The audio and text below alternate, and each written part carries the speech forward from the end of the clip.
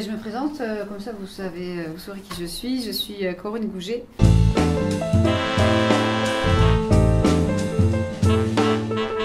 Et je suis passionnée des effets secondaires des additifs alimentaires depuis 1994. Donc à l'époque, je faisais comme la plupart des gens, j'achetais n'importe quoi en supermarché en me faisant confiance, en me disant c'est en vente. Donc ça doit être vérifié par les autorités sanitaires et c'est pas cancérigène, c'est pas dangereux, sinon ça serait pas en vente quand même.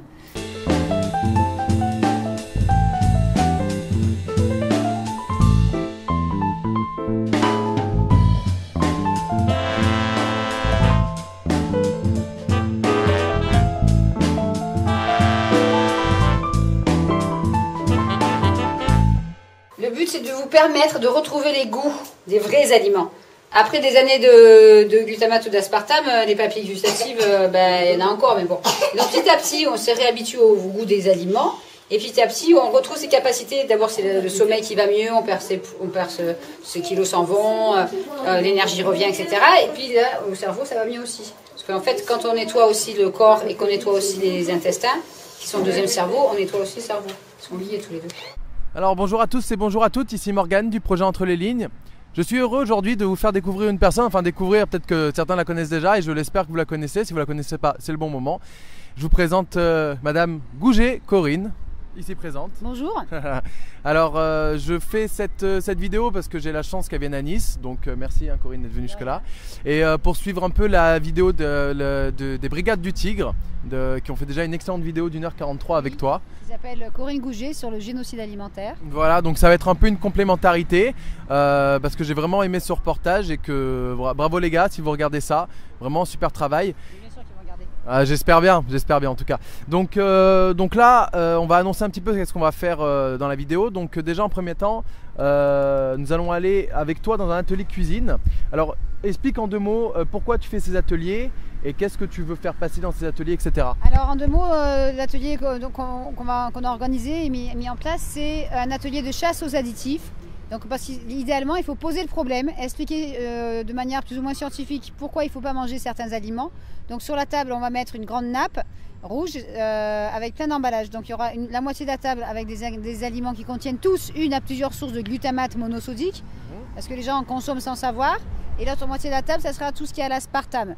Mais il ne faut pas oublier que dans par exemple un chewing-gum, vous aurez de l'aspartame, de l'acésulfame K, de l'arôme, donc du glutamate aussi. Et que le glutamate plus l'aspartame plus un colorant comme le E133 ou le E104, là ça devient 4 à 7 fois plus dangereux. Donc c'est très grave. Donc l'idée c'est d'encourager les participants à lire les étiquettes, à se renseigner sur ce qu'ils mangent et ce qu'ils achètent. Parce que comme je dis en conférence, on a le pouvoir d'achat et le pouvoir de non-achat. Personne ne peut vous obliger à manger du poison, une fois que vous savez. Seulement le but de ces poisons, c'est des excitotoxines, terme créé par le professeur John Olney il y a plus de 40 ans aux États-Unis.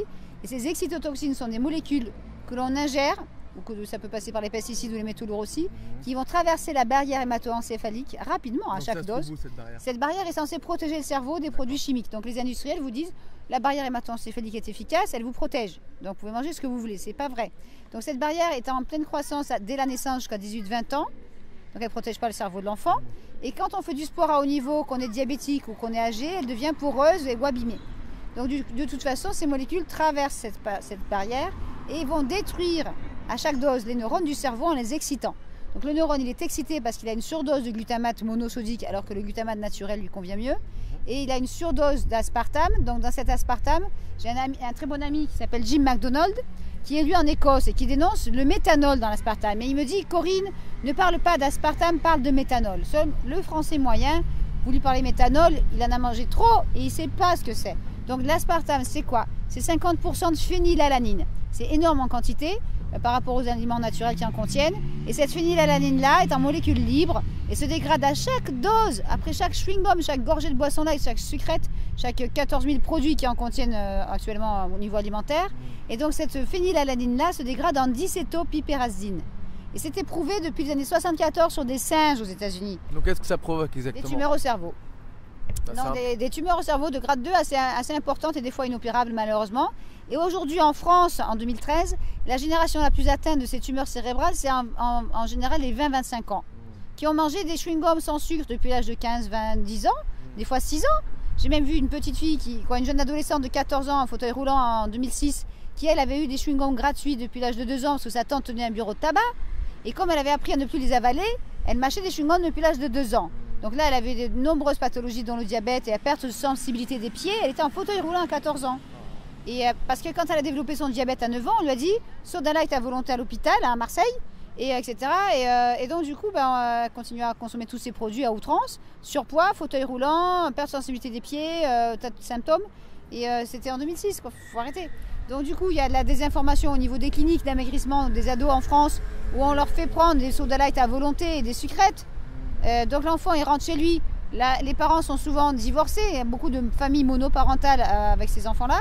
Donc la mère fait plus ses courses, elle cuisine même plus parce qu'elle est dépressive ou qu'elle a fait un AVC ou que ça va pas ou qu'elle est en surpoids. Une maman de 300 kilos, comment voulez-vous qu'elle aille faire ses courses tous les jours? Ouais, tu as entendu un cas de 40 ans en France, pas aux États-Unis, de 300 kilos. Faut arrêter. Il est grand temps de tirer la sonnette d'alarme et d'arrêter cet empoisonnement massif de la population. Toi, ça fait combien de temps que tu informes les gens sur ce genre de problème? J'ai eu la chance, en 1994, j'attendais ma première fille et jusque-là, je mangeais ce qui se trouvait en supermarché, étant persuadée que c'était autorisé, donc testé, vérifié par des autorités sanitaires vigilantes et sérieuses. J'étais très naïve à cet âge-là. Mais bon, et j'achetais des choses en supermarché comme tout le monde. Je cuisinais un petit peu, mais pas en excès. Et là, j'étais donc enceinte de ma fille aînée et je suis partie à la bibliothèque. Et j'ai eu la chance énorme d'avoir un petit tourniquet avec des magazines mis à disposition au public. J'ai pris un magazine qui me tombait là, il n'y a pas de hasard, il paraît, mais bon.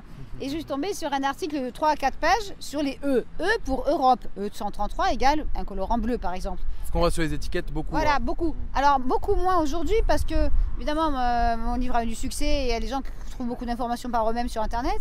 Et donc, les industriels, en ce moment, depuis 6 mois, 1 an, enlèvent les E, par exemple E621, dans les produits comme les bouillons cubes, les soupes en sachet, les sauces en sachet, est éliminé.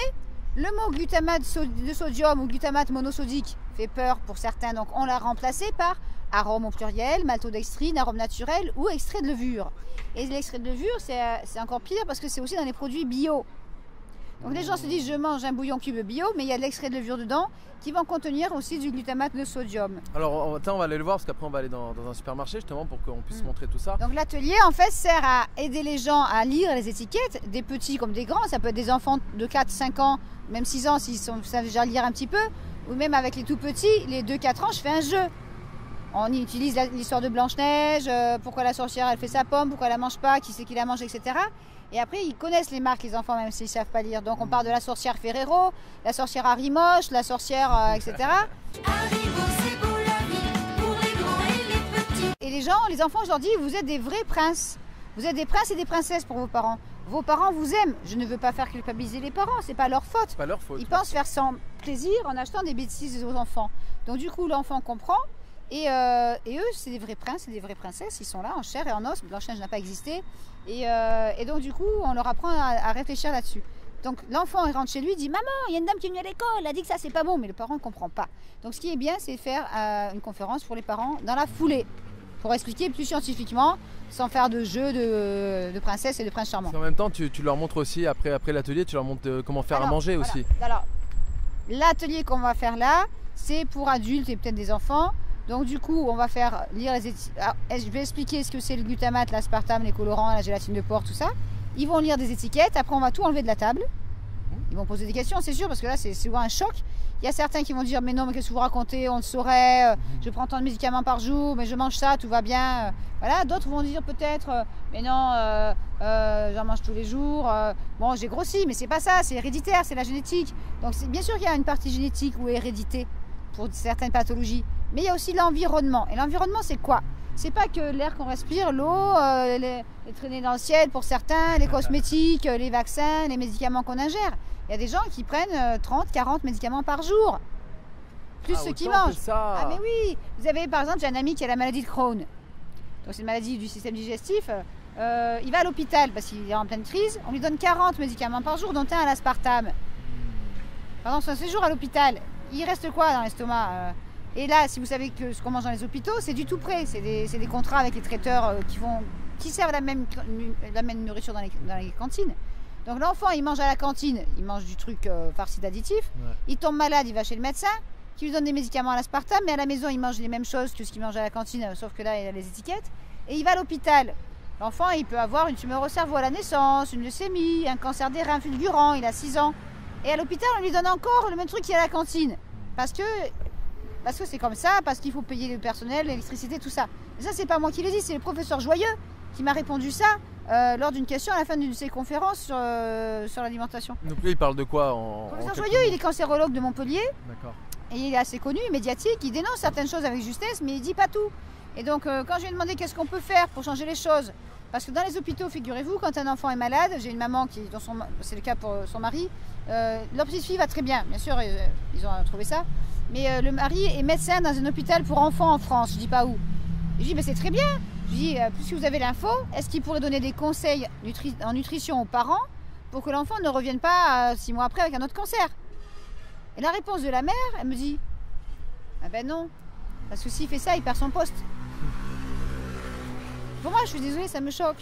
Parce que l'article 24 de la Convention internationale du droit de l'enfant précise bien que l'État et les médias doivent mettre à disposition des informations nationales et internationales aux parents en matière de nutrition pour le bien-être de la santé physique et mentale de l'enfant.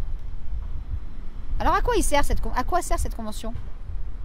À faire joli sûrement du coup. À faire joli. Convention internationale des droits de l'enfant, article 24. Alinéa 2 petit e. Faire en sorte que tous les groupes de la société, en particulier les parents et les enfants, reçoivent une information sur la santé et la nutrition de l'enfant, les avantages de l'allaitement au sein, l'hygiène et la salubrité de l'environnement et la prévention des accidents, et bénéficient d'une aide leur permettant de mettre à profit cette information. Alinéa 3. Les États parties prennent toutes les mesures efficaces appropriées en vue d'abolir les pratiques traditionnelles préjudiciables à la santé des enfants. Mais donc on parle des droits de l'enfant. Si vous allez vous promener dans une école primaire ou maternelle en France, il y a marqué liberté, égalité, fraternité. Bon, ça devrait être effacé avec une gomme ou des graffitis. Et à l'intérieur, vous avez souvent, pas toujours, dans le hall d'entrée, tous les droits de l'enfant affichés. Mais les parents, ils vont pas le lire, ils s'en foutent. On dépose l'enfant à l'école comme on met l'enfant à la garderie, on revient le chercher à 4 heures. Allez, t'as été sage, c'est bien, il y a eu un anniversaire, c'est bien mon chéri. Et ah, t'as des bonbons, bah oui, tu peux les manger. Mais vas-y, mais il y a combien d'anniversaires par semaine dans une classe? Combien d'institutrices en France, chose qui n'existait pas il y a 50 ans, ont donné un bonbon par jour au meilleur élève de la classe? Un bonbon gélifié, bien sûr, pour faire acide colorant. Moi, j'ai vu une maîtresse en 2007 qui m'a fait venir dans son école avec une autre institutrice pour expliquer aux enfants. Ils avaient 45 petits de 4-5 ans. C'était mon premier atelier à Paris. Et cette maîtresse allait prendre sa retraite. Mais elle voulait comprendre ce qu'il y a dans les bonbons. Parce que toute sa carrière, elle avait donné un bonbon par jour au meilleur élève de la classe. Donc elle a intoxiqué sans savoir des milliers d'enfants. Avant, dans les écoles maternelles à mon époque, quand j'avais 4, 5 ans, 6 ans, il y avait des bons points. Ouais. Et au bout de tant de bons points, on avait une image. On était fiers d'avoir 10 bons points, 15 bons points, j'en sais rien, 20, je ne sais plus le chiffre. Et avoir une image à la fin. Aujourd'hui, c'est quoi? Si t'es sage, tu auras un bonbon. Mais c'est quoi ce truc? Et puis si t'es pas sage, ça va pas. Et puis je te mettrai dehors dans le couloir, tu seras puni. Et tu feras des lignes ou tu feras ça. Mais si t'es pas sage, surtout, tu auras des mauvaises notes. Et voilà, bon, on va pas parler du système scolaire parce que ça m'énerve. Ouais, on pourrait passer des heures dessus. Et donc, l'idée de l'atelier, c'est de faire lire les étiquettes aux gens, mais aussi aux enfants s'il y en a. Et après, on met tous les emballages de côté. Et pour finir sur une note positive, c'est de faire une petite démonstration pour montrer aux gens comment on peut faire des aliments sans additifs, sans huile de palme, sans acide citrique, sans colorant, sans glutamate monosodique, sans aspartame, parce que c'est possible. Et même sans sucre, parce que quand on prend trop de sucre, ça peut faire des dérèglements, des problèmes de santé, des crises d'hypoglycémie, des sauts d'humeur. Donc il y a un très bon documentaire, mais qui est malheureusement toujours qu'en anglais, qui est passé en DVD aux États-Unis en 2006 et qui est maintenant sur Internet si vous êtes bilingue. Mais le réalisateur, c'est le fils du conférencier, c'est donc le docteur Russell Blaylock, le conférencier. Et le docteur Blaylock fait une conférence sur la nutrition et le comportement. Donc c'est Nutrition and Behavior. C'est extraordinaire, ça dure à peu près 1 heure. Et il parle du sucre, de l'alcool, de la drogue, du café, etc. Mais il va aussi beaucoup parler du rôle des excitotoxines, glutamate, aspartame, etc., colorants, sur le comportement des consommateurs. Il n'y a pas que les enfants, il y a les adultes aussi. Et là, on n'en parle pas. What we're going to talk about is nutrition and the effect on behavior, primarily brain function. And this is a wide open field. We're learning a lot of things about nutrition that before were only guessed at. And one of the really exciting things is the effect of nutrition on genetics. We're finding that nutrition can control whether genes are operative or non-operative. In other words, they're on or off. And we're finding that you can, early in the stages of development, alter a child's and the mother's nutrition, and you can affect the child's life from then on, either negatively or positively. Reducing breast cancer risk is something that's found recently.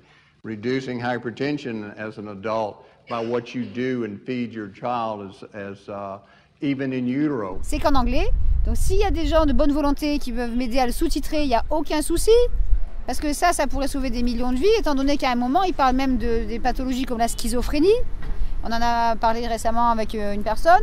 Et donc du coup, ils ont mis des schizophrènes à l'hôpital, ils les ont isolés. Et là, ils changent l'alimentation. Donc je crois que c'était une étude en Suède, je crois qu'il dit ça, ou aux États-Unis, ou les deux même. Et donc là, on retire par exemple le gluten. Donc le gluten à ne pas confondre avec le glutamate monosodique. C'est tout ce qui contient, c'est le blé. C'est aussi flocons d'avoine, épeautre, blé, etc. Et donc là, on retire le gluten de l'alimentation des schizophrènes. Ils vont tous mieux, 100%. Vous leur redonnez du gluten, une assiette de pâtes, des biscuits, du pain, ils retombent en crise. Donc le docteur Blaylock explique que quand vous mangez un aliment et que vous faites une réaction allergique, ce n'est pas simplement une allergie du corps, c'est une allergie du cerveau. Donc c'est le cerveau qui réagit à ce qu'on mange. En France, qui c'est qui en parle? Personne. Alors toi, par rapport, parce que tu as sorti donc un livre qui s'appelle L'additif alimentaire, le guide indispensable pour ne plus vous empoisonner, qui est vraiment bien. Moi je le conseille vraiment. En plus il est pas cher, il est à 10 € pour un petit livre de poche. Enfin franchement voilà. Le but c'est qu'il passe dans la poche, qu'on puisse lire le début. Il y a lettres aux lecteurs, lettres aux enfants et aux ados. Et là on a tous les E. Donc on va remarquer le E, mais des fois ils mettent le nom. Donc à la fin du tableau il y a les noms bien sûr en couleur. Donc tout ce qui est à la fin du tableau c'est les noms qui sont là. Et l'index. Donc on va trouver soit le nom, soit le code.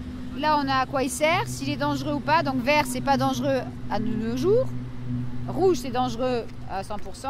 Et orange c'est peut-être dangereux selon les sources que j'ai trouvées 50-50.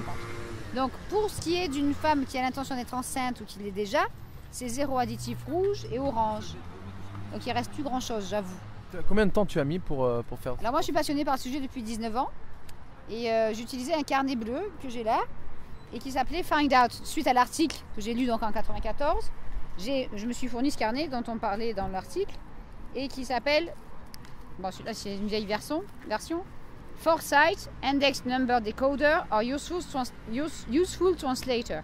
Donc c'est l'index pour décoder les chiffres de chez Foresight, un interprète utile. Donc ce carnet à l'époque, dans les années 94, il coûtait 2-3 €. Il était imprimé par une dame qui s'appelle Belinda Barnes, qui est une femme extraordinaire. Et elle le vendait uniquement aux couples qui n'arrivaient pas à avoir d'enfants.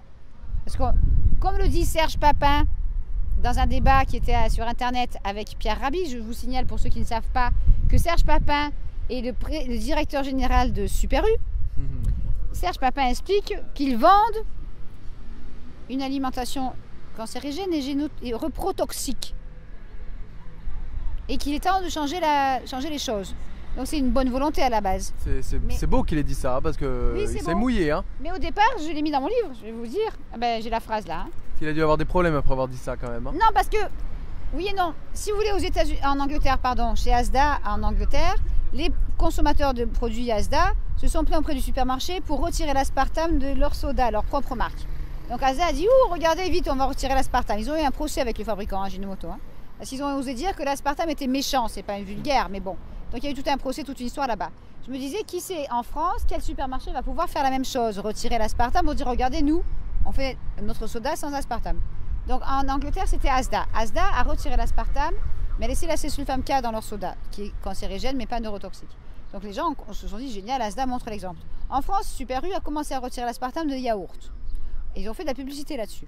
Aujourd'hui, Super U a retiré l'aspartame de leur propre soda. Ça ne veut pas dire qu'à côté, il y a les grandes marques. Il n'y a pas les grandes marques, il y en a toujours. Mais aujourd'hui, on a un problème aux États-Unis comme en France. C'est un nouvel édulcorant qui s'appelle sucralose. donc qui était déjà sur les étagères sous la marque Splenda aux États-Unis depuis des années et en Angleterre en 2004. Quand le Splenda, c'était bleu et jaune, c'était S-P-L-E-N-D-A, est arrivé en France, il a été vite retiré des étagères, c'était très bizarre. Et j'ai su plus tard par une diététicienne de Lille qu'en fait, la fameuse marque Conderel, qu'on va changer la lettre, une lettre, ça ira très bien. Donc Conderel a fait pression pour qu'on retire Splenda parce que ça allait faire de l'ombre aux géants. Ah oui. Donc du coup, on a retiré. Et qu'est-ce qui se passe depuis 1 an ou 2, je ne sais plus exactement. Comme le vent tourne concernant l'aspartame cette année et qu'on en parle beaucoup, les gens commencent à moins acheter. À part pour les cas graves où c'est trop tard neurologiquement, genre 50, 60 ans en général, qui en ont pris 20, 25 ans, puisque c'est une excitotoxine qui détruit le cerveau pendant des heures après chaque dose. Là, la personne ne peut plus réfléchir, elle est comme dans le brouillard et elle va consommer en attendant que ça soit interdit. Parce que dans le doute, on continue en France. Ouais. C'est ça, on n'a pas eu ce déclic. Donc du coup, le Splenda maintenant n'est plus appelé Splenda. C'est sorti chez Conderel comme nouvel édulcorant sous le mot sucralose. Et les gens, les Français, quand ils sont dans un supermarché, qui a la radio du supermarché qui dit « Achetez sucralose, c'est nouveau, c'est génial, machin, chose, truc », ils y vont. Ils ne sont pas censés savoir qu'on n'est pas sûr si c'est cancérigène ou pas, qu'il y a des livres là-dessus déjà aux États-Unis, que c'est un scandale, et que ça se transforme en chlore dans le sang. Donc ça, on ne va pas le dire. Donc du coup, il y a eu ce débat, puisque Super U a quand même mis du sucralose dans les yaourts à la place de l'aspartame, comme d'autres grandes marques nationales qui retirent depuis 1 an l'aspartame de leur yaourt. On ne va pas dire la marque, on la connaît tous. Et donc du coup, on a aussi en rayon sûrement d'autres nouveaux produits qui vont sortir sans aspartame. Ça serait intéressant d'aller voir ça tout à l'heure. Mais parce que les industriels commencent à voir le vent tourner. Donc j'ai vu dans un train un jeune garçon qui buvait une bouteille de soda connue, partageait avec vos amis. Je dis mais pourquoi ils ont mis ça? Pourquoi? C'est pour encourager les gens à partager ces boissons avec leurs amis, mais pour écouler les stocks d'aspartame. Pour moi c'est une évidence. Mais bon, on va pas le dire, puisque pour la première fois en 35 ans l'an dernier, les ventes d'aspartame pur ont commencé à chuter. Ça, c'est une bonne nouvelle aussi. Ouais, bien Donc, sûr. on a le pouvoir de changer les choses. Il faut rendre ce pouvoir aux consommateurs. Donc, dans mon livre, à la dernière édition, j'ai rajouté, parce que c'était sur le site c'était sur le site podcast.rcf.fr. Et il y a le numéro de l'émission dans mon livre. On pourra peut-être le filmer tout à l'heure. Ouais. Donc, après, il faut s'abonner au site. C'est gratuit pour écouter ça. Donc, c'est une interview entre Serge Papin, directeur du Système U, et Pierre Rabhi. C'est quand même incroyable, 2 personnalités pareilles. Donc tu peux dire en 2 mots sur Pierre Rabhi, de savoir qui il est. Alors, Pierre Rabhi est une personnalité qui se bat pour l'écologie, pour une alimentation saine, et qui est très connu, qui a fait partie de plusieurs films. Qui est agriculteur à la base. Agriculteur à la base, et qui fait beaucoup de choses au niveau mondial pour que les gens se réapproprient cette manière de cultiver les fruits, les légumes, etc. Et vous trouverez de nombreux sites, et qui a lancé aussi le mouvement des colibris. Des colibris, etc. ouais. Donc c'est une personne extraordinaire, très demandée, très connue. Et j'étais assez surprise qu'une lectrice m'envoie ce débat, dont j'ignorais l'existence. Donc c'est un débat du 5 décembre 2012, c'est pas loin, c'est pas vieux. Et donc on voit dans ce débat le directeur de Système U qui dit « C'est un peu la fin de l'existentialisme du caddie. » La fin de l'existentialisme du caddie, mais c'est mon rêve, je suis désolée, c'est incroyable quoi. Donc les gens, qu'est-ce qu'ils font? Ils reçoivent un papier dans la boîte aux lettres. Venez acheter tel produit, vous aurez un paquet gratuit, 2 pour le prix d'un, machin. Donc voilà, donc les gens ils y vont, parce que c'est un peu comme un cochon d'abattoir, on le nourrit, il n'y a plus qu'à manger, on grossit, puis après on va se faire abattre à l'abattoir pour le cochon, mais à l'hôpital pour les consommateurs. Donc du coup il y va, il y croit. Il ignore tout, que c'est pas le supermarché qui a payé la pub dans la boîte aux lettres, c'est l'industrie. Donc il arrive, il a sa liste de courses, le pauvre il sait pas. Il a besoin de lait, il a besoin de bouillon cube, il a besoin de soda light parce qu'il prend du poids. Et le diététicien lui a dit il faut en prendre. Il va chercher ses sucrètes parce que le sucre ça fait grossir, mais l'aspartame c'est bien. Donc il va acheter des bonbons pour l'anniversaire du petit parce que mercredi après-midi on fête les 6 ans de l'enfant. Donc on va acheter des kilos de bonbons. Si on n'a pas d'argent, on va prendre des bonbons moins chers. Et si on n'a pas d'argent, on prendra des soda light moins chers, qui sont moins chers que de l'eau. Et on va faire plaisir à l'enfant parce qu'il se roule par terre dans le magasin pour avoir ses bonbons. Pourquoi l'enfant se roule par terre? C'est parce qu'il est accro. Il a cette addiction, cette envie. Il se souvient, il en a mangé, c'était bon. Donc on va acheter des chips aussi pour l'anniversaire. Et puis pour faire un petit régime, on prendra du surimi pour mettre dans la salade. Et là, c'est bardé de glutamate. Mais bon, on ne sait pas. Puisque le consommateur en France n'a pas eu accès à ces informations. Je ne dis pas qu'ailleurs on mange mieux. Je dis qu'ailleurs, et je l'ai vu, j'étais sur place, les gens sont bilingues, voire trilingues. Je dis qu'ailleurs, il y a eu la presse qui a parlé d'aspartame en 2005 en Angleterre. Vous allez dans la rue à Londres, aspartame, glutamate, les gens ont entendu parler. Je ne dis pas qu'ils n'en mangent pas, parce que c'est des drogues. Aux États-Unis, on dénonce le glutamate comme de la cocaïne, à la télé en 2007 et 2006. En France, on dit rien. Pourquoi? Parce qu'il y a des usines de ça. Et le droit international n'est pas respecté. Les gens ne sont pas informés. Les gens mangent ce qu'ils veulent. Ils peuvent se farcir de pâte à tartiner, ils peuvent prendre des bains de soda light, ils peuvent faire ce qu'ils veulent, à partir du moment où ils savent ce qu'il y a dedans. Après, on ne peut pas empêcher les gens d'arrêter de consommer ces produits. Libre à eux de consommer ça. Toi, j'imagine quand même que tu as eu des pressions vis-à-vis de tout ça quand même. Parce que bon, tu es quand même une des pionnières en France à avoir osé de parler de ça et à grand public. Moi, je fais partie d'aucun parti politique et d'aucune secte. Même si des gens diront que celle-là est un peu dérangée. Donc ce que je ne supporte pas, c'est le mensonge et l'injustice. Ça, c'est deux choses, c'est tolérance zéro. C'est même pas bon. Un mensonge pour faire plaisir, pour préparer un cadeau pour quelqu'un, pour son anniversaire, ou voilà, une surprise, oui. Mais un mensonge en disant buvez ça, ça fait maigrir, ça évite le diabète, mangez ça, ça ira mieux. Non. Il y a les bouillons cubes en France. Pendant longtemps, le slogan c'était cuisinez-vous une vie meilleure. En termes juridiques, c'est de la tromperie aggravée. Parce que ces bouillons cubes, c'est la sauce Parkinson, je suis désolée. Et donc du coup, les gens, ils y vont, ah vite, le cube. Il y a des gens, ils mettent 3, 4 bouillons cubes dans une casserole d'eau avec des pâtes ou du riz, 3 ou 4, ou dans la soupe pour la semaine. Donc il faut cuire 5 litres de soupe pour la semaine avec 3 bouillons cubes. Et les gens ne se rendent pas compte. Donc bien sûr qu'elle sera bonne, la soupe, bonne au goût. Mais quand je dis aux enfants, c'est pas parce que c'est bon au goût que c'est bon pour la santé. Donc maintenant, j'en ai une génération de grand-mères, 80-90 ans, qui sont fatiguées, elles ont de l'arthrose, elles n'arrivent plus à éplucher les carottes, les pommes de terre, elles vont manger des soupes en sachet. Et puis quelques mois plus tard, on ne la voit plus parce qu'elle a Parkinson, Alzheimer, un arrêt cardiaque dans son sommeil, machin. Et c'est ça, ces maladies viennent aussi de là. Il n'y a pas que l'hérédité. Et donc moi, j'ai sauvé plein de grand-mères au rayon soupe, dans les rayons. Parce que c'est pas possible. Alors, il y a des grand-mères, la génération surtout 90 ans, qui n'ont pas cuisiné avec ces choses-là. Qui savaient quand c'est sorti que c'était de la saloperie, comme elles disent. Moi, j'ai des grand-mères qui viennent, des personnes très âgées qui viennent aux conférences, c'est que du bonheur. Quand vous voyez quelqu'un de 94 ans assis au premier rang, je dis waouh, génial, il y en a encore. J'ai 47 ans, comme ça vous savez tout. Quand j'étais petite, dans le village de 400 habitants où j'habitais, il y avait des grand-mères assises sur les bords de la rue ou sur la place du village, assises sur des chaises de camping en train de tricoter, papoter. Il y avait des grands-pères aussi, ils venaient jouer à la pétanque. Il y avait des personnes âgées toute la journée assises au soleil ou sous les arbres à papoter. Il n'y en a plus. Il n'y a plus. L'insécurité, la peur, la violence. Il n'y a plus de grand-mère, papy, mamie sur les places du village. Moi, j'en vois plus. Et la place du village où j'habitais avant, aujourd'hui, elle est déserte. Parce que j'ai revu sur Internet en photo. Donc voilà, c'est affolant, c'est triste. Qu'est-ce qui s'est passé? C'est un empoisonnement massif à coup de médicaments, parce qu'on a 14 000 produits à l'aspartame au niveau alimentaire, entre 350 et 600 médicaments à l'aspartame, et la majorité des aliments supermarchés contiennent du glutamate. C'est les additifs les plus dangereux. Après, il y a d'autres produits. Il y a les colorants, il y a l'huile de palme, il y a le sucre, il y a le sirop de glucose. Ça n'a pas arrêté en 50 ans. Donc du coup, il y a l'hérédité, on peut faire un cancer, parce que la grand-mère a eu un cancer, on peut faire... Après, il y a le stress, il y a plein de choses qui rentrent en compte. Il y a beaucoup de choses. Mais il y a aussi l'alimentation. Si vous regardez le film « Nos enfants nous accuseront », au début, il y a une grande réunion, et il y a un médecin américain qui dit « On est en face de la première génération d'enfants qui est en moins bonne santé que celle de ses parents pour la première fois tous les temps. Et ça ne doit pas... » Il dit « That shouldn't be ». Ça ne devrait pas arriver, on ne devrait pas en être là. Et bonjour les enfants. Bonjour. On a les brioches de l'école publique de Barjac. Est-ce qu'elles sont bio? Oui, elles sont. Et ça veut dire quoi, bio? Pas traité. Pas traité, bravo.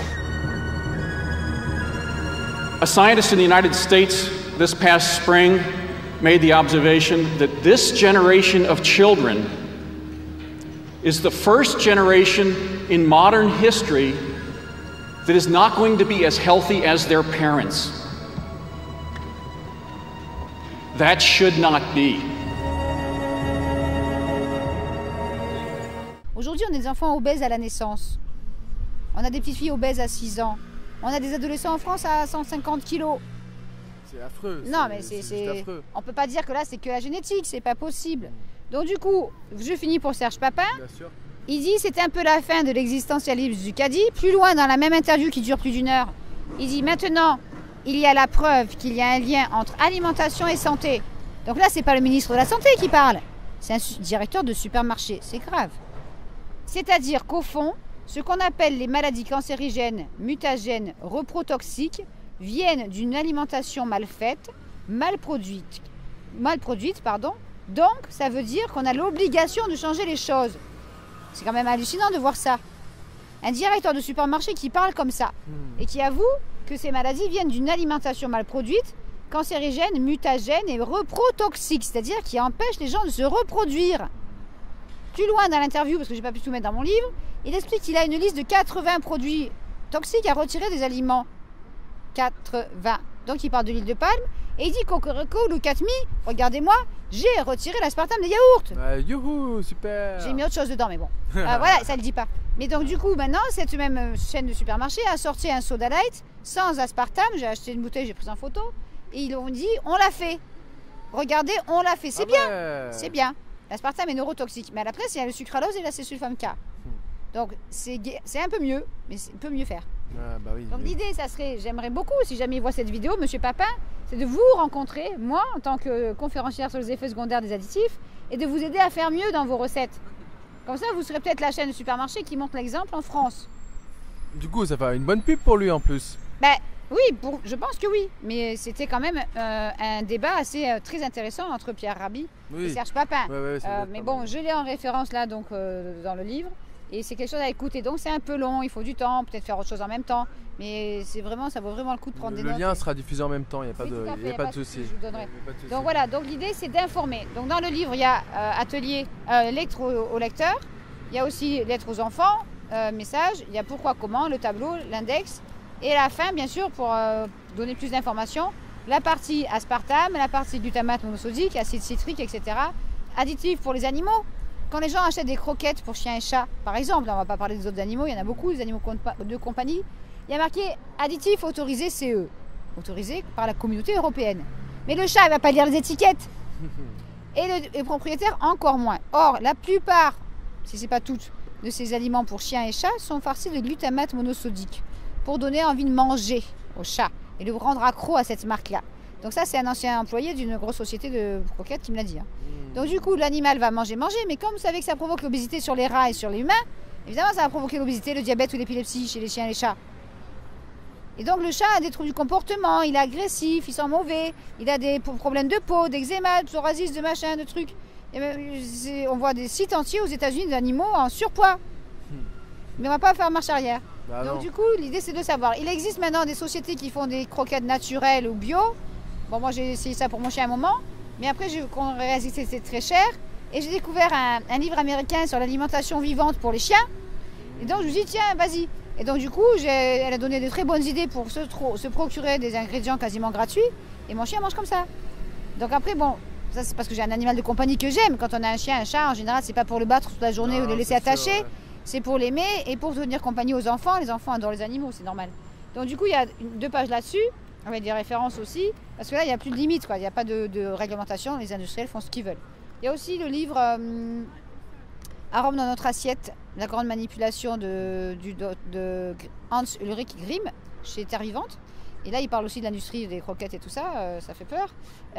C'est le même auteur, Hans Ulrich Grimm, qui a écrit le livre Le mensonge alimentaire aux éditions Très Daniel. Je vous le conseille, c'est en français, c'est lisible par tous, si on a envie de lire.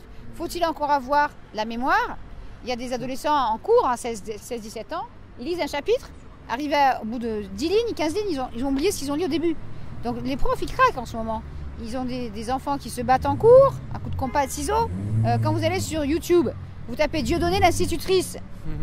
C'est choquant comme sketch, c'est très drôle, mais on y est. Ouais, on a beau dire ce qu'on veut sur Dieudonné, en tout cas, ce qu'il dit là-dedans. Franchement, là, c'est ça. Et à un moment, Dieudonné, il dit, mais attendez, moi j'ai des élèves, ils ont 6 ans, mais ils font 120 kilos, quoi. Et il s'attaque à coups de compas et de ciseaux, puis il dit, mais il y a quelque chose qui ne va pas. Peut-être que José Bové, avec ses OGM et son McDo, il a raison. Donc c'est quand même bien tourné. Mais on y est, la violence dans les écoles, même primaires, maternelles, à cause de cette malbouffe. Donc il faut vraiment arrêter. 6 ans et demi, quand même, ce gamin, c'est quand même... Enfin, je dis 6 ans et demi, mais il en paraît 25 aussi. Ah, faut que vous veniez les voir, faites attention, mais... Oh là là là là, oui, mais ça aussi, ça ajoute à la pression ambiante, vous vous rendez compte? Hein, ben oui, mais je crois qu'il a raison. Vous savez, José Bové, là, avec tout... Oui, non, tous ces produits transgéniques, les OGM, les McDonald's, tout ça, c'est pas normal, les croissances qu'on observe. Moi, j'en ai pas un en dessous de 2 mètres dans la classe. Ah oui, mais ça aussi, ça ajoute à la pression ambiante. Hein. Quand vous avez un gamin de 150 kilos qui vous fonce dessus avec un compas, vous faites comment?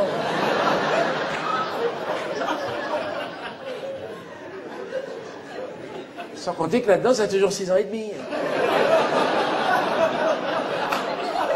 Donc le livre, après, on le lit bien jusqu'à la fin, il y a la conclusion, il y a plein de références bibliographiques et internet en français et en anglais. Et il y a aussi produits testés pour vous, pour diriger les gens vers des aliments plus sains, français si possible et non irradiés. C'est aussi l'irradiation, c'est un autre sujet. Donc on ne parle pas ici des pesticides, des allergies aux produits laitiers, des intoxications aux métaux lourds.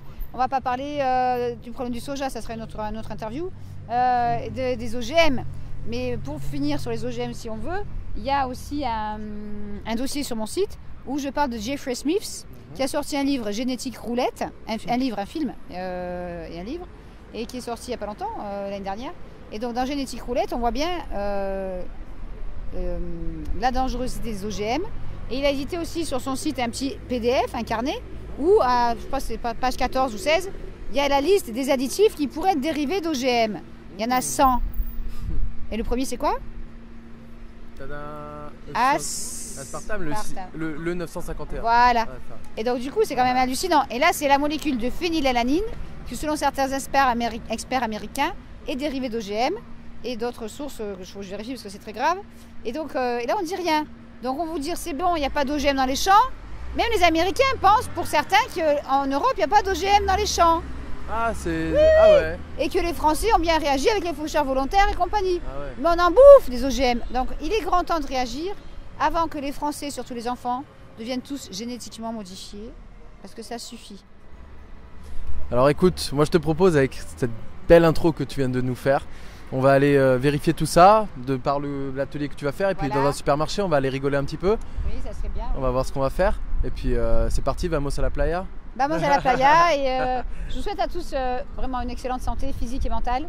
Et surtout pour les futurs adultes de demain qui seront les parents de la prochaine génération. J'ai vu trop de grands-parents me dire, j'ai une petite fille atteinte de 3 tumeurs au cerveau depuis la naissance. J'ai vu trop d'enfants obèses dès l'âge de 4, 5 ans, 6 ans. Et j'avais été aussi en Belgique faire un atelier dans une école primaire. Et quand j'ai sorti les boîtes d'édulcorants pour les enfants, j'ai dit qui c'est qui a ça à la maison. Les enfants ont dit moi, ma mamie elle en prend, mon papa en prend. Et il y a une petite fille de 9 ans qui était en surpoids et qui a dit mon papa il en prenait plein tous les jours. Et quand j'ai dit il en prend toujours, elle me dit non, mon père est mort. On y est, on est en plein dedans, les pieds dedans. Et il est grand temps de réagir pour le bien-être des enfants, des parents et des grands-parents, car on a le droit d'être heureux en bonne santé en famille. Il y a trop de grands-parents qui ont Alzheimer de plus en plus tôt ou Parkinson, et c'est un drame pour toute la famille. Et il y a aussi beaucoup d'AVC en France à tous les âges. En France, depuis quelques années, on parle aussi d'AVC du nourrisson et AVC de l'enfant. C'est pas des blagues. À taper sur internet AVC du nourrisson, vous allez voir, c'est affolant. Donc il y a des bébés qui font un AVC en fin de grossesse dans le ventre de leur mère ou le jour de leur naissance. Donc c'est pas un film de science-fiction, je suis désolée. Je connais Belinda Barnes qui a 83 ans, qui a aidé 7000 couples dans le monde à avoir un enfant beau, intelligent, à terme et sans déformation congénitale. Sur ces 7000 couples, il n'y en a pas un qui fait un AVC, il n'y a pas un enfant qui naît avec des troubles du comportement, il n'y a pas un enfant qui naît avec un cancer. Donc il y a bien quelque chose qui se passe. Il y a nous sommes entourés de produits chimiques, cosmétiques, produits ménagers, etc. Et donc il faut vraiment faire quelque chose là-dessus. Et sinon, suivre les conseils de Soudangate en Australie, utiliser ce qu'elle appelle le régime d'élimination pour le mieux-être des enfants, même si une fois qu'ils ont été intoxiqués. Donc ça sera peut-être un reportage en France avec des enfants français en utilisant ce que fait Madame Dangate en Australie. Car les enfants en Australie, les enfants aux États-Unis, les enfants en France, en Belgique, en Italie ou en Suisse, ce sont les mêmes biologiquement. Il y a juste l'uniforme ou le mode de vie ou le langage qui change, vous voyez. Tous les enfants sont les mêmes et donc ils réagissent pareil aux produits. D'accord ? Merci Corinne. Allez, c'est parti, on y va. Bonne santé. Bonne santé.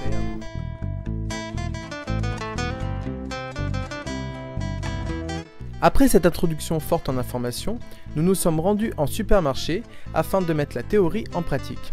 Attention, nous n'avons pas pu faire tous les rayons où les additifs étaient présents. Ceci est qu'une infime partie de ce qu'il y a présent en supermarché.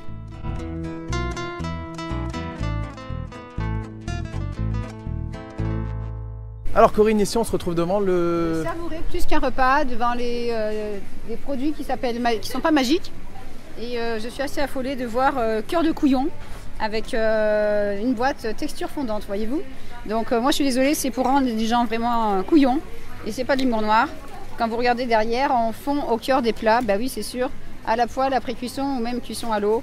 C'est du délire. Donc si on regarde bien, on a jus de légumes à base de concentré, on s'en doute. Carottes aux pesticides bien sûr, oignons, céleri, panais, fenouil, chou-fleur. Sirop de glucose, c'est un ingrédient pour faire grossir. Sel, eau, huile de tournesol, comme ça c'est pas de l'huile de palme. Extrait de levure, là c'est une source de glutamate monosodique. Et pour avoir confirmation, vous allez voir le reportage sur YouTube. Poudres et potions de l'industrie alimentaire. Donc là c'est une source de glutamate monosodique. Sucre, évidemment. Légumes en semoule, 1,8%. Carottes, oignons, poireaux, persil, poivre, arôme. Dans arôme, il peut y avoir 3 sources de glutamate à nouveau. Épicissant, gomme xanthane. Et carragénane, c'est pas idéal. Et acidifiant, acide citrique. Donc l'acide citrique est fait à partir de moisissures, va permettre à plus d'aluminium de passer dans le cerveau si jamais la personne consomme des plats dans des boissons en canette, etc. Donc ça, quels sont les risques après maladies, plusieurs, migraines, œdème de Quint, état de fatigue chronique, saut d'humeur assez rapide, à peu près 1h30 après, des fois 30 minutes si c'est une personne âgée. Et crise de rage, état dépressif, tremblement, douleur articulaire. Et éventuellement, si la personne est sensible au glutamate monosodique, jusque-là, ils ont pris le soin de ne pas mettre le code E621 ni le mot glutamate de sodium, et bien, du coup, les gens ne font pas attention. Et en cas d'allergie, on peut faire un œdème Quint ou un arrêt cardiaque fulgurant 2 heures après le repas. Alors pour les gens qui s'intéressent et qui aiment les bouillons, est-ce qu'il existe des bouillons autres qui peuvent être... Alors, par exemple, si on prend ça, on se dit c'est génial, ils ont sorti un truc bio. Et en fait, quand vous savez les intérêts qu'il y a entre le fabricant de glutamate et cette marque, qu'on va appeler ici Connard, et du coup on voit les ingrédients et c'est pas forcément 100% bio. Donc les gens se rabattent là-dessus, il y a du sucre, reste végétal, tout ça c'est bio. Les légumes là sont bio, la pomme de terre et les épices sont bio, l'aromate c'est de la livèche et du persil, donc ça va. Et vous allez trouver l'extrait de levure qui est en haut. Voilà, là vous avez extrait de levure. Et donc ça, c'est une source de glutamate monosodique. Mais les gens, comme ils ne lisent pas, parce que ça fait baisser la vue, ils prennent ça, ça coûte plus cher, forcément, et ils se disent c'est un nouveau produit bio. Mais est-ce qu'il en existe des vraiment bio? Ça existe sur le marché? Oui, sur le marché, ça existe. C'est un produit allemand. C'est le seul, parce que même quand vous allez en boutique bio, là vous avez des tas de bouillons soi-disant bio, avec l'extrait de levure dedans. Ouais. Et donc là, il faut faire très attention. Donc du coup, le seul produit que j'ai trouvé, ça s'appelle Sapori. C'est un produit en poudre. C'est des épices, des fruits, des légumes mélangés et réduits en poudre avec un peu de sel. J'avoue, j'ai goûté, c'est vraiment bon. Et voilà, là, c'est très bon et c'est garanti sans glutamate ajouté. Tandis que là, ça, c'est la sauce Parkinson, je suis désolée. Donc il y a aussi beaucoup d'états dépressifs, beaucoup de gens qui vont pas bien du tout et il y a plusieurs effets secondaires qui sont répertoriés dans mon livre. Donc ça, c'est vraiment à éviter. Mais quand vous voyez le marketing sur l'emballage, cœur de fond, donc ça donne envie d'en acheter. Et puis des petits moments d'emploi. Évidemment, la marque, vous la connaissez tous. Et les ingrédients sont là. Hein, c'est sous la boîte, on ne va pas le lire. On va acheter. Et là, il y a une très forte addiction aussi, une très forte dépendance. Alors ça, au niveau de la France, comment ça se passe? Parce que je sais qu'aux États-Unis, il y a plus de facilité pour dénoncer ce genre de choses. Alors en France, comment... Non, c'est tollé complet. Certaines chaînes de télévision ont essayé de faire des reportages sur le sujet, m'ont interviewé et au dernier moment, je n'étais plus dans l'interview. Alors quelle chaîne? Est-ce que tu peux le dire? C'était pour l'émission Global Mag. Donc du coup, passer du temps et d'énergie à donner toutes vos infos à des journalistes qui vont filmer là-bas, des associations qui dénoncent le glutamate aux États-Unis, etc. Et puis après, vous recevez un coup de fil 2 mois plus tard. Bonjour Madame Gouget, je vous appelle pour vous dire que l'émission passera au mois d'octobre à 13h30, un mardi, qui va voir un truc comme ça. Et puis après, en fait, vous ne serez pas dans l'émission parce qu'on a trop d'interviews. Donc là, j'ai commencé à bouillir. Hein. Je ne prends pas de glutamate pourtant, mais et là, j'ai dit, vous m'entendez Virginie? Elle me dit oui, je vais aller vous faire foutre. Parce qu'en plus, elle m'appelait pour avoir des références d'un livre qui était au fond d'un carton alors que j'étais en plein déménagement. Donc j'ai dit, le livre il est au fond d'un carton, débrouillez-vous, achetez-le sur internet. Et puis j'ai dit, allez vous faire foutre, c'est bon quoi. Alors est-ce que c'est les journalistes ou est-ce que c'est la pression de... C'est la pression de la direction au-dessus. Elle a fait son boulot, elle a fait plein d'interviews pour ce reportage de 13 minutes. Et puis après, on lui dit, non, ce qu'elle dit là, ça dérange. Faut surtout pas dire que ça détruit le cerveau. Non. Et donc sûrement. Et donc j'ai envoyé un email après. Donc par la suite, j'ai eu un lecteur qui m'a aidé à sous-titrer la célèbre vidéo La vérité sur le glutamate monosodique qui est passée à la télé en 1991 aux États-Unis dans 60 Minutes. Et dans un livre très récent que je viens de lire, on explique pourquoi à l'époque, ceux qui fabriquent ça, voilà, la firme qui fabrique le glutamate a fait des pressions sur les médias pour que ce reportage ne passe pas ailleurs. Donc il y a d'énormes pressions par la suite sur le journaliste même qui parle dans l'émission. Et je suis dégoûtée de voir que les médias français n'ont rien fait pour informer la population en France. Est-ce que tu penses que la situation se débloque petit à petit vis-à-vis de ça ou pas du tout? Il y a une prise de conscience du public, il n'y a que comme ça qu'on changera le système. Parce que comme me disait une petite fille de 8 ans dans un train, elle me dit c'est comme une montagne. Eux ils sont en haut, ils se croient les plus forts, mais nous, on est en bas et on est plus nombreux. Bien sûr, vous êtes plus nombreux. Vous avez le pouvoir de changer les choses. Si vous n'achetez plus, soit ils changent leur recette, ils vont être obligés, ou alors ils vont plus vendre. Seulement, comme ça provoque une addiction, que ça fait baisser la vue, et les problèmes de vue liés au glutamate monosodique étaient prouvés dès les années 55 aux États-Unis sur l'animal. Donc du coup, vous portez des lunettes, vous êtes pressé, vous êtes dépressif, vous avez envie de sortir du magasin. Donc on prend. Et j'ai vu récemment un jeune de 17 ans qui adore les bouillons cubes. Et qui avait les deux jambes qui tremblaient et qui avait plein de symptômes et qui lui prenait en plus beaucoup de chips qui sont aussi bardés de glutamate monosodique et lui en plus il prenait des sucrètes comme des bonbons dans la bouche quoi à 17 ans. Donc après il avait le syndrome des jambes qui tremblent. S'il continue comme ça c'est Parkinson. Donc ça détruit, c'est une excitotoxine qui va détruire les neurones du cerveau, affecter le cœur et les organes vitaux pendant 48 heures. Les effets secondaires peuvent survenir dans l'heure qui suit ou jusqu'à 2 jours après. Oui. Et ça c'est clairement expliqué, scientifiquement prouvé depuis des années. Et seulement en France, c'est la chape de plomb sur l'info. Alors pour ceux qui sont bilingues, est-ce que tu as certains professeurs que tu peux citer qui ont... Pour ceux qui sont bilingues, c'est très simple. Vous allez sur YouTube et vous tapez Dr Russell, R-U-2-S-E-L, Blaylock, B-L-A-Y-L-O-C-K. Alors c'est quoi sa profession à lui? Alors lui, il est un ancien neurochirurgien et nutritionniste. Et il a fait énormément de conférences depuis les années 90 sur ce glutamate monosodique et l'aspartame. Et il a fait un livre en 94 de plusieurs pages. Pendant des années, il a écrit ça. Et il y avait plus de 400 sources scientifiques dans le livre. Donc tout ça a été prouvé. Il y a un très bon film qui est en anglais qui s'appelle The Beautiful Truth. Et dans ce film, on voit aussi Jack Samuels qui nous a quittés il y a un an malheureusement. On voit aussi John Olney. Le premier, c'était John Olney. Donc dans un film en français, vous avez Notre poison quotidien. On y est en face. Et donc du coup, Marie-Monique Robin, sur mes conseils, a réussi à aller interviewer John Olney à New York et le professeur Ralph Walton. Et John Olney est un spécialiste du cerveau qui a fait énormément de recherches, plus de 200 textes là-dessus, depuis les années 55, 60, 70, et qui a tout fait pour qu'on retire le glutamate monosodique des aliments pour bébés. Or, ils l'ont pas retiré, ils ont juste changé le nom. Donc aujourd'hui, la difficulté avec ces produits, c'est que ça se cache sous 30 à 40 noms différents, selon les doses, et qu'il y a eu tellement de corruption avec Monsanto entre autres, la FDA et tout ça, avec des systèmes de portes tournantes, des experts payés par la FDA pour dire tout va bien, alors qu'ils ont travaillé avant pour Monsanto, puis qui retournent chez FDA, et voilà. Donc c'est très bien expliqué dans un nouveau livre de Madame Adrienne Samuels qui vient de sortir, et là c'est affolant quoi. Donc l'idée c'est d'informer les gens que selon l'article 24 de la Convention internationale du droit de l'enfant, les parents ont droit à des informations concernant la nutrition de l'enfant pour son bien-être physique et mental. Et cette convention internationale n'est certainement pas respectée concernant la santé de l'enfant, ni en Europe ni ailleurs, parce que ce qu'on favorise en France, comme on le voit très bien dans le documentaire Les Alimenteurs, on favorise l'emploi dans le milieu agroalimentaire qui est le premier marché en France, plutôt que la santé des consommateurs. Et donc du coup, si le consommateur mange ça et qu'il a Parkinson, ou qu'il a un début de fibromyalgie, des excès de rage et compagnie, on va lui donner quoi? Des médicaments. Et ça rejoint ce que dit Claire Sévrac dans son livre Complot mondial contre la santé. Donc là, on parle aux États-Unis, du moins, on parle de génocide par l'alimentation. Oui, parce qu'il faut savoir que ces gens qui produisent ça, ils mangent pas de ça. Non. Ah non, les gens qui produisent ça, surtout la direction. Après, les employés, des fois, ils ont des sacs gratuits qu'ils fabriquent, mais la direction, surtout pas. Ils ont des contrats de confidentialité et même les employés de haut niveau, on va dire directeurs des ventes et tout, je sais de quoi je parle, n'ont pas le droit de parler à leur famille de comment ils fabriquent le produit. Tu as eu, toi, dans ta famille, de ce cas-là? Ça, oui. Et cette personne était très haut placée et ne ramenait jamais ce qui était fabriqué dans cette usine pour manger à la maison, jamais, en 4 ans. Donc si, il a ramené pour faire goûter aux clients dans des jolis saladiers, parce que c'est de la salade en sachet, mais jamais il nous a fait manger ce qu'il vendait. Et au départ, cette personne travaillait dans les fruits et légumes, pommes, bananes, et jamais il nous ramenait des pommes et des bananes du travail. Ouais, ça en dit long, ça en dit long. Jamais. Ouais. Donc du coup, voilà. Et les gens, du coup, surtout en Afrique, on a énormément de problèmes avec ça, avec ces produits-là en Afrique. Et les Africains ne savent pas lire. Donc, il y a différentes marques. Il y a ça, il y a des sous-marques, etc.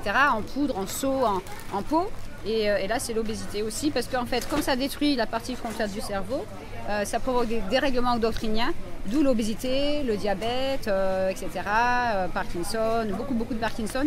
Parce que le glutamate monosodique, lui, va détruire certaines familles de neurones d'une manière différente que l'aspartame à cause de la composition du produit. Tu parlais de l'obésité, là, juste, j'ai entendu. C'est l'origine de l'obésité. Tu avais dit un chiffre, j'ai entendu quand je parlais avec toi, au niveau de l'obésité qui avait augmenté. Combien en 2010? En France, quand je suis passée au ministère de la Santé en juin 2011, j'avais pris plein de références sur Internet et on était à 4 millions d'obèses en France. Aujourd'hui, on a 7 millions. Alors l'une des raisons pour lesquelles c'est surtout ça, mais il y a aussi toutes ces cliniques d'amaigrissement pour adolescents qui conseillent et qui préconisent boisson light à volonté et sucrète à volonté.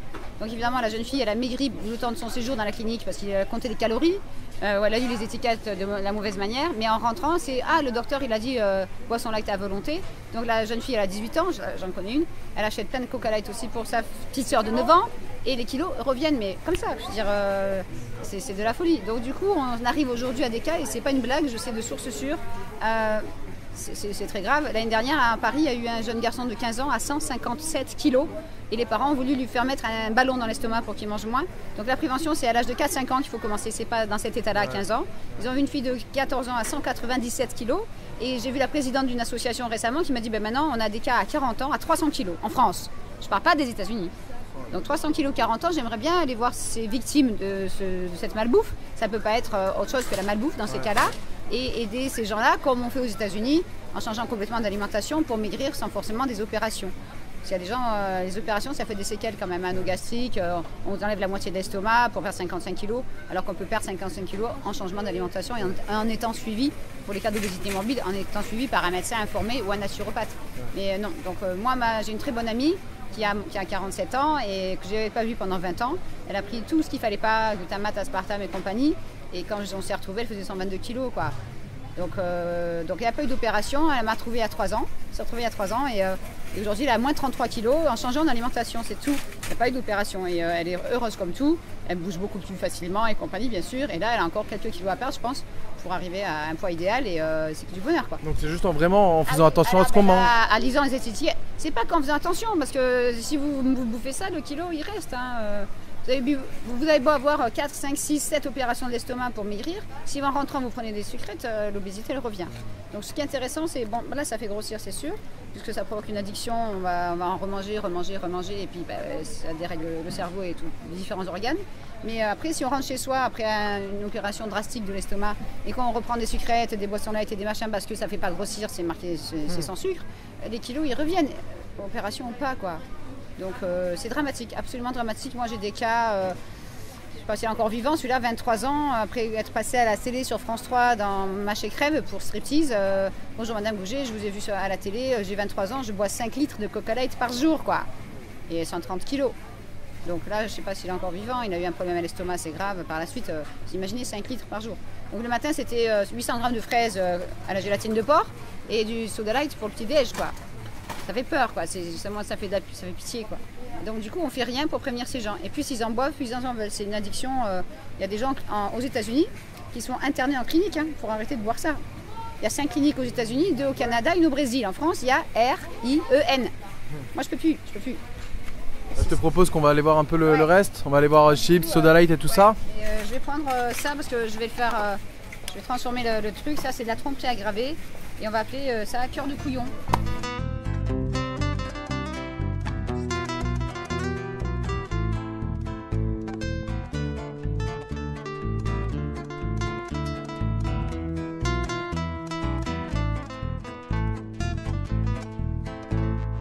Alors ça c'est quoi? Steph Cola. Alors si vous voulez un enfant obèse avec des cheveux qui tombent et des lunettes, vous achetez ça. Oh là là là là là là. Donc voilà un cola pas cher à 38 centimes la bouteille, ça fait moins cher que l'eau en bouteille. Ingrédients: eau gazéfiée, colorant, caramel 250D, acidifiant, acide citrophosphorique, quelle horreur, édulcorant cyclamate, aspartame, acésulfame, ils ont même pas mis le K, et saccharine. Là c'est hyper dangereux. Extrait naturel de végétaux, arôme naturel, c'est du glutamate, caféine. C'est affolant, quoi. Absolument affolant. Donc là, je suis désolée, pour moi, c'est du crime organisé. Et là, vous avez les effets secondaires sur l'image. Ils font de la limonade comme ça aussi. Donc on arrive à une situation où ce genre de produit est moins cher que de l'eau en bouteille. Et on donne ça aux enfants. Et là, il n'y a même pas marqué light. Si, il y a marqué là, en tout petit. Marque déposée, boisson rafraîchissante gazeuse aux édulcorants intenses. Et comme ça fait baisser la vue, on va pas voir. On va croire que c'est un cola normal. Punaise, ça c'est grave. Donc les gens qui n'ont pas beaucoup d'argent ou les enfants qui ont un peu d'argent de poche, ils vont prendre ça pour après s'acheter des bonbons à côté. Non, là c'est très grave, quoi. Là vous avez assez... si la personne boit ça, elle peut mourir le soir même. Là, il y a un bel AVC en préparation, tumeur au cerveau, ça aggrave les cancers. Donc en fait, ça équivaut même à une boisson light en fait. Oui, ça équivaut à une boisson light, mais encore plus dangereuse. S'ils ont rajouté de l'acésulfame-K avec du cyclamate, vous avez de la saccharine. C'est pas bon du tout, quoi. Et là, de l'acide orthophosphorique, alors que d'habitude c'est juste de l'acide. Vous avez le caramel cancérigène qui est là. Là, c'est une boisson vraiment cancérigène. Et il y a bien marqué qu'on contient une source de phénylalanine pour aider les gens qui souffrent de phénylcétonurie, qui est une intolérance à la phénylalanine. Bien sûr, il faut consommer avant la date indiquée et il ne faut jamais consommer en fait, quoi. Et c'est vraiment de la tromperie là. Parce que les gens, moi, quand j'ai regardé moi-même, je dis ça, c'est un cola normal, quoi. Là, vous voyez, c'est vraiment écrit psy. En plus, c'est marqué en plus aux édulcorants intense en plus. Il n'y a pas marqué cola light ou diet cola ou machin. Donc là, la personne prend ça pensant prendre un vrai cola, quoi. Un vrai poison, ouais. C'est vraiment très très grave. Et je sais qu'ils font de la limonade comme ça aussi. Non. Mais vous voyez, ça c'est 38 centimes la bouteille, quoi. Cola Steph, ouais. 38 centimes la bouteille d'1,5 litre. Donc on va comparer le prix avec des marques connues. Si on va... Ah non. Attrape ça. Là. Partagez avec votre famille. Non, au secours, aidez-moi. Non, voilà. Et donc là, on a un truc à 1,11 €. Non, c'est pas celui-là. 2,31 € non plus. Il est où celui-là? Qui c'est qui a posé? Il n'est pas à sa place. On va trouver la place. Par là. Partagez avec votre famille. Je rêve. C'est où ça? C'était où? Il n'est pas à sa place. Là. C'était là. Ça, c'est vraiment... Alors, pourquoi partager avec votre famille? C'est très clair. Le 15 mai 2013, l'EFSA a promis, enfin, après des années de débat, qu'ils vont publier sur leur site internet les 200 commentaires des scientifiques qu'ils ont reçus avant le 15 février 2013. Alors, concernant quoi exactement? Alors le 15 février 2013 était l'échéance pour faire des commentaires au sujet de l'aspartame sur le site de l'EFSA. Sauf que voilà, c'était basé sur un texte de 7000 lignes, ou je ne sais plus combien, des milliers de lignes. Et il fallait se référer à une ligne pour faire son commentaire en anglais. Évidemment, les Français ne sont pas bilingues, c'était un texte assez scientifique, il fallait donner des raisons, etc. Donc du coup, à plusieurs dans le monde entier, pour l'association Mission Possible Internationale, avec aussi d'autres scientifiques haut placés, en Espagne, l'Italie n'a pas voulu, le professeur Sofriti, et bien donc on s'est attelé à envoyer nos commentaires avant cette date fatidique du 15 février. Ça, les médias vous en ont pas parlé, bien sûr. Et donc, du coup, de fil en aiguille, parce que bon, je suis en relation avec l'EFSA depuis 2008 quand même, où j'ai fait un travail de recensement avec 90 cas de personnes victimes de l'aspartame. Et le travail de recensement ayant fait trop peur, il a servi à rien. Donc, la personne qui s'occupait du dossier ne fait plus partie du groupe d'études de l'aspartame à l'EFSA. Il s'appelle Jeffrey Moon. Et je lui dis, moi je vais faire votre travail bénévolement, moi ça va me prendre 3 semaines et des heures de travail, mais si ça sert à rien, je serai furieuse. Comme ça a servi à rien parce que les effets secondaires étaient tellement graves, jusqu'à la mort, c'est passé, je pense, à la trappe. Et lui, il n'est plus dans l'équipe. Mais je n'ai jamais recontacté parce que je serais vraiment désagréable vu la dangerosité du produit. Donc aujourd'hui, on en est à la situation où l'EFSA a organisé le 9 avril 2013 une réunion d'experts. Alors il y avait la France qui a envoyé une personne que j'apprécie pas trop, mais bon, c'est pas grave. Mais il y avait surtout un professeur scientifique d'Angleterre et un ami, Jim MacDonald d'Écosse, qui sont venus parler de ce qu'ils pensent de la situation. Ils avaient 10 minutes chacun pour parler. Donc il y a Eric Milstone, que vous voyez aussi dans le film Faux sucre, non pas Faux sucre, vrai scandale, pardon. Il y avait Eric Milstone, que vous voyez dans le film Notre poison quotidien, et il explique bien à la fin de la partie aspartame dans ce film, que si l'EFSA avoue qu'ils ont mis intentionnellement un produit aussi dangereux que l'aspartame dans la nourriture pendant 35 ans en Europe, là, les consommateurs n'auront plus confiance. Donc c'est la boîte de Pandore à un truc. Les consommateurs vont dire, vous avez menti. Est-ce qu'il y a d'autres produits sur lesquels vous avez menti? Et là, tout s'écroule. Bah oui. Donc du coup, ils sont comme... Je ne trouve pas d'excuses à ces gens-là. Ils sont tous coupables, c'est sûr. Parce qu'ils ont des conflits d'intérêts énormes avec les lobbies, ça, on le sait. Ils sont coupables. Mais seulement, ils se trouvent comme un enfant bloqué dans une situation depuis 35 ans où ils ont trop menti. Le mensonge a été trop loin. Donc c'est comme un enfant qui fait une bêtise, vous dit ouais, pourquoi t'as fait ça? C'est pas moi, c'est ma soeur. Ça peut durer 4 heures comme ça. Mais là, ça fait 35 ans et donc les gens arrivent là dans ces rayons et comme le vent va tourner, ça va être obligé parce qu'à partir du 15 mai, s'ils n'ont pas tenu leurs engagements et donné une décision en juin, les lobbies là sentent bien qu'il faut écouler les stocks. Là, je pense que la vidéo sera publiée après le 15 mai, donc du coup on pourra mettre dedans toutes les réactions en même temps. Là, ça va venir, ouais. Donc du coup là, le problème c'est que les lobbies sont pas idiots. aux États-Unis, ils ont perdu beaucoup d'argent. Et la bonne nouvelle est la suivante, c'est que l'été dernier, pour la première fois en 35 ans, les ventes d'aspartame pur ont chuté. Donc c'est qu'il y a quand même une prise de conscience. Il y a beaucoup de gens qui n'achètent plus de chewing-gum. Il y a beaucoup de gens qui ont trouvé la vérité d'une manière ou d'une autre, souvent par Internet, parce que ce n'est pas les médias classiques qui vont le dire, et qui ont arrêté de consommer ces produits et qui vont mieux. Donc il y a une chute de vente de ces produits. Et il y a même les chewing-gums en France qui étaient au top des ventes en 2007. En 2008 et 2009, les deux grosses sociétés de chewing-gum en France ont commencé à perdre de l'argent parce que les gens ont commencé à moins en acheter. Donc il y a quand même un changement progressif, pas brutal malheureusement. Et donc là, qu'est-ce qui se passe? Cette société-là, qui était poursuivie en Californie il y a quelques années pour mensonge et empoisonnement des consommateurs, va vous sortir des bouteilles immondes partagées avec votre famille. Sur les canettes, c'est partagé avec vos amis. Donc votre famille, pourquoi? C'est format familial. Donc un père de famille qui a 35 ans, qui est diabétique, il n'a pas le choix, entre guillemets, on lui fait boire ça. Donc il ne va pas boire une, il va peut-être boire 2, voire 3, voire 4 bouteilles par jour. Donc la poubelle de recyclage, elle est pleine, hein, j'ai vu la poubelle. Donc si je rentre dans la maison, je ne frappe pas la porte. Et donc du coup, mais c'est mon mari, il n'a pas le choix, il est diabétique. Je fais, attendez, prenez ma carte, allez-y quoi. Parce que ça, si on en boit trop, il y a plusieurs symptômes qui peuvent se produire. Crise de rage, crise de violence, même sur les enfants, pathologies comme psychose sexuelle, dépression nerveuse et surtout beaucoup d'agoraphobie. Et là, c'est selon le professeur Ralph Walton aux États-Unis, c'est le mélange caféine-aspartame qui va provoquer ce symptôme. Donc plus ce qui est coca, ce genre de choses en fait. Voilà, c'est ça. Ouais. Ah ben non, voilà, tout ce qui est soda, light. Ouais. Parce qu'en fait, le mélange caféine-aspartame, c'est dans ce genre de produit. Et aussi des pauvres gens qui mettent des sucrés dans leur café. Donc ça fait caféine-aspartame, mais là, le café est très chaud, s'il a 40-60 degrés, et on va l'avaler. Et donc là, la dégradation au bout de 30 minutes, la molécule se dégrade en formaldéhyde dans le foie, et remonte après jusqu'au cerveau ou attaque aussi le système cardiaque avec des dépôts de formaldéhyde importants. Donc vous avez beau jeter la bouteille, c'est trop tard, vous avez bu 3 gorgées, le formaldéhyde commence à se développer dans le système nerveux en 30 minutes.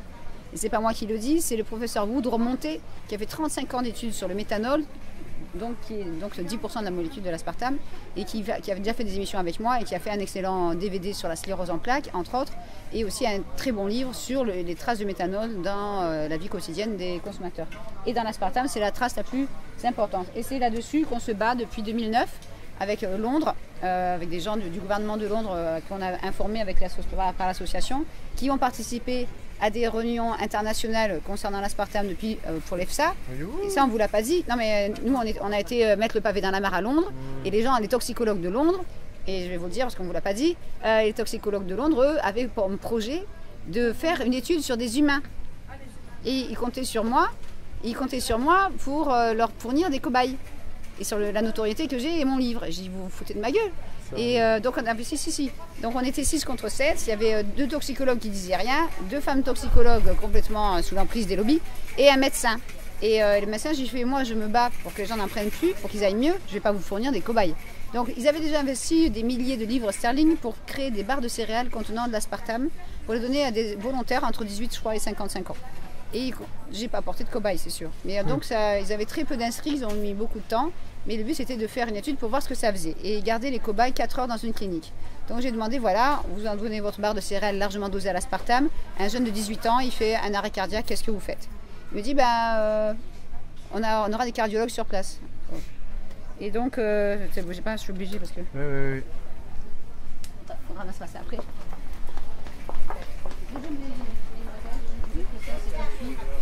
Je suis conférencière sur les effets secondaires de l'aspartame, d'accord? C'est pour vous. Vous allez sur mon site et je vous sauve la vie. C'est vraiment très très très dangereux. Prenez du coca normal si vous voulez. Allez voir. Ok, allez voir mon site. Hein. Allez voir. Parce que vous êtes jeune et vous êtes jolie, ça serait dommage.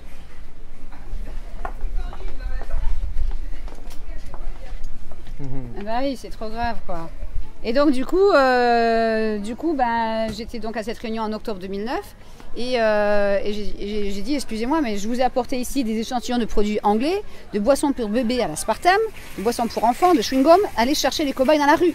Moi je vous en apporterai aucun. Et donc, et puis là, j'ai commencé à dire aussi, donc si vous avez un arrêt cardiaque, il y aura de l'aide sur place. Je fais, ok, son copain il a 20 ans, il prend votre barre de céréales, il fait un AVC, il meurt, on fait quoi? C'est qui paye l'enterrement? Et le médecin me dit, la sécurité sociale, il pourvoira. J'étais choquée, j'ai fait, mais bouffez-les vous-même vos barres de céréales. Il dit, oh j'aimerais bien, mais bon... Et donc du coup, après, il a avoué, on était 7, hein, donc il a avoué qu'il avait reçu un dossier d'Ajinomoto, le fabricant d'aspartame, et qu'il ne le lirait pas et qu'il ne l'ouvrirait pas. Et là, j'étais tellement énervée, il ne faut pas m'énerver en anglais, j'ai failli lui dire, vous aurez peut-être dû l'ouvrir, il y a peut-être un chèque à l'intérieur. Et là, je lui dis non, t'es dans la gueule du loup, tais-toi, ferme la bouche, je serre les dents. Mais ils m'ont vraiment énervé. Donc ça a duré 3h30. Et j'étais avec cet excellent Jim McDonald qui fait campagne contre l'aspartame. Lui, il me dit, ne parle pas d'aspartame, Corinne, parle de méthanol. Mais les Français, tu leur parles de méthanol, c'est quoi?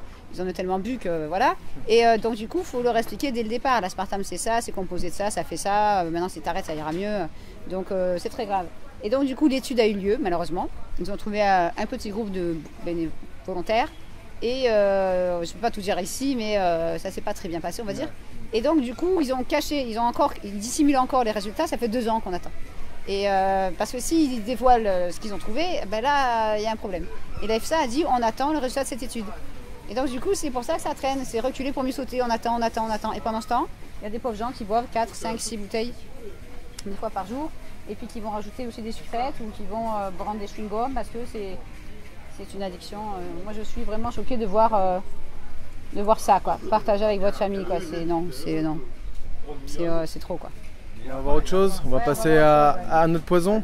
Ouais. Allez, c'est parti. C'est bon, tu l'as fumé? Ah oui. C'est grave. Et- Après, t'en as un autre. Voilà, c'est là. Non.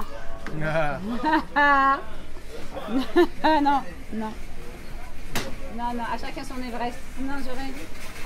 Attends. Acésulfame-K, sucralose. Non, je rêve. Alors, est-ce qu'il y a de l'aspartame là? Ingrédients, eau gazéfiée, colorant, caramel, 250D, acétylcholine, arôme naturel, donc glutamate, édulcorant, acésulfame-K, donc c'est cancer. Sucralose. Alors, le sucralose est un édulcorant intense qui se développe, se transforme en chlore dans votre sang.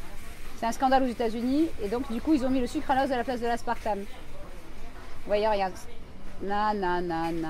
Ça, c'est grave. Ah non, avec un cœur et tout, non. Ça coûte combien cette bêtise? Ah non, je rêve, 1,50 €. Vous voyez? Non mais attendez. C'est trop hallucinant. Bon, celle-là, je vais la poser du coup. Non, c'est vraiment très grave. Donc ça, faudra prendre en photo aussi. C'est bon. Bon, allez. Alors si on était, là on est quel jour? On est lundi matin. Si on était un samedi après-midi 15h, là je vous garantis, quand il y a du monde comme ça, plus de monde que d'habitude on va dire, les gens ils arrivent avec leur caddie, ils viennent chercher leur dose. Hein. J'ai vu des cas très graves en France. Hein. Donc vous avez des obèses morbides la plupart du temps qui viennent remplir leur caddie, prendre 5, 6, 8 bouteilles. Hein. Donc quand c'est trop tard, faut pas leur dire quoi. Mais bon, beaucoup d'obèses morbides qui viennent là chercher leur truc light pour maigrir quoi. Pour maigrir. Oui, ça fait grossir. L'aspartame fait grossir, on sait depuis le début. Donc voilà. Donc là, on va chercher un autre poison. C'est parti. Nous, aspartame, regardez. Sans aspartame. Ah. Vous voyez, ça, le vent va tourner. Ça, c'est une bonne nouvelle, mais on va voir ce qu'ils ont mis à la place. Et oui. Donc c'est Carrefour saveur agrumes light. Ça, c'est pour faire la concurrence avec ça. Sans conservateur, sans aspartame. Parce que ça, pendant des années, il y a eu de l'aspartame là-dedans, mais ils ont retiré l'été dernier, je crois. Regardez, édulcorant, acésulfame-K et sucralose, voilà. Donc ils ont mis un autre poison à la place de l'aspartame, ils ont retiré l'aspartame. Ça, c'est une bonne nouvelle, mais c'est pas bon non plus. Mais vous voyez, donc il y a Danone qui a retiré l'aspartame des yaourts, il y a eux qui ont retiré l'aspartame, ça fait quand même quelques tonnes, on va dire. Et là, on voit un produit Carrefour, sans conservateur, et on voit bien no aspartame. Donc en anglais, bien sûr, hein, alors que c'est un produit français. Donc là, il faut aller gratter ça. Bien sûr, c'est caché par du plastique. Donc on est obligé de déchirer le plastique pour voir. Et on y va. Alors, sucralose. Profite. Hein. Ouais, c'est grave. Mais bien sûr, allez-y. Donc on y va. Boisson gazéfiée aromatisée, quality. Bah oui, la qualité Carrefour. Agrumes avec édulcorant. Ingrédients, eau, on s'en doute. Hein. Gazéfié, jus de fruits à base de concentré, acidifiant, acide citrique. Donc là, ça fait passer plus d'aluminium dans le cerveau parce que c'est un acide citrique dérivé de moisissure. Arôme naturel, donc glutamate. Il n'y a pas d'agrumes, hein, c'est de l'arôme d'agrumes, donc c'est du glutamate monosodique. Avec autres arômes naturels, on ne dit pas de quoi. Donc ça fait 2 fois au moins du glutamate si c'est pas 6. Édulcorant sucralose. Le sucralose, on l'a dit tout à l'heure, se dégrade en chlore dans votre sang. Et on n'a pas encore de preuve que ce n'est pas cancérigène. Acésulfame-K, c'est cancer des reins et de la vessie. Anti-agglomérant, acide ascorbique, stabilisant, ester glycérique, de résine de bois. Alors ça c'est génial. Et colorant vert S. Alors le vert S, qu'est-ce que c'est que ça? Ça n'existe pas ce truc. Alors vert S. Ah là je connais même pas, vous voyez. Donc on apprend des choses même chez Carrefour. On va bien rigoler. Attends, vert brillant. Ah si, c'est vert brillant BS. Vert Lisane, c'est E142. Très intéressant. Alors vert Lisane, E142, c'est la première fois que je le vois. C'est génial. Alors vert brillant BS ou vert Lisamine. Colorant vert synthétique, risque hyperactivité, asthme, réaction cutanée, insomnie, pourrait aussi être cancérigène à éviter. Donc voilà. Alors le secret, si tu fais de l'asthme, c'est très simple. Ah, même plus de carte là. Tu vas sur mon site et tu arrêtes de boire ces choses-là et surtout tu ne prends aucune source de glutamate monosodique. C'est vrai que je rigole pas, ça m'intéresse vraiment. Mais je rigole pas. Et donc quand tu ne manges plus tout ça, tu n'as plus d'asthme. Tu varies? Voilà. 2000 euros. 2000 euros. Ah non, j'ai pas 2000 euros, tu sais, moi, on me persécute pour ce que je fais, donc j'ai pas 2000 euros à parier. C'est très simple, tu vas sur mon site, c'est www.santéendanger.net. Et tu vas lire les dossiers aspartame glutamate. Et après, tu vas dans mes articles et tu vas lire, c'est très important pour toi, tu vas lire le dossier dans mes articles qui s'appelle Kousmine. Et là, à l'intérieur, tu vas avoir un dossier qui s'appelle excitotoxine. Vous en mangez peut-être tous les jours sans le savoir. D'accord? Et tu vas lire tout le dossier. Ça peut te sauver la vie. Ça va prendre un petit moment, 20 minutes, une demi-heure, il est long. Mais au moins, tu apprendras plein de choses qui pourront te sauver la vie. Donc l'asthme, après, c'est fini. Les réactions cutanées, c'est fini. La fatigue, l'énervement, etc., c'est fini. Et tu éviteras sûrement des cancers, l'obésité et compagnie. D'accord? Et après, tu répètes tout ça à tes copains. Hein? Parce que le but de ces gens-là, c'est de vous détruire, d'empêcher d'avoir des enfants et de vous rendre malade. Parce que quand tu es malade, tu prends des médicaments. Voilà. Et donc, mais on vous empoisonne sciemment par des produits comme ça. Bon là, c'est une bonne nouvelle qu'il n'y ait pas d'aspartame, mais tu as vu ce qu'il y a dedans. Et après, voilà. Non, mais et ce colorant vert, on ne le voit pas souvent, tu vois. Donc il faut qu'ils se mettent là-dedans pour avoir leur propre produit. Et comme l'aspartame est sur la sellette, il risquerait d'être interdit cette année après 35 ans de génocide. Hein.